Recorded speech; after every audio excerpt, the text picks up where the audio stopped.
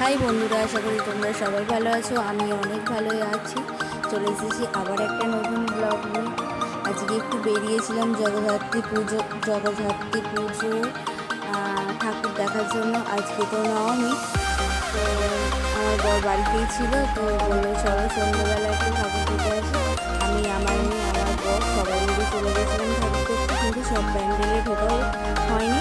তো বাইরে থেকেই কিছু কিছু ঠাকুর দেখলাম আর কিছু প্যান্ডেল দেখলাম, খুবই ভালো লাগলো।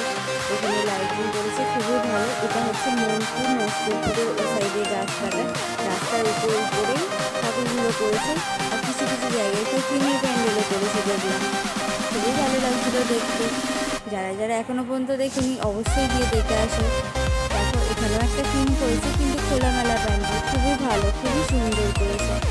তো আমরা বাড়ির দিকে রওনাই হচ্ছিলাম, কারণ অলরেডি রাত হতে চলেছে আর ঠান্ডাও পড়তে শুরু করেছে দেখেছি। তারপরে তো আমরা মুক্তিস্বর ওই দিকটাও ঠাকুর দেখবো বলে তাড়াহুড়ো করছিলাম, তো মুক্তিস্বর ওই দিকটাও ঠাকুর দেখলাম। তো দেখো বন্ধুরা,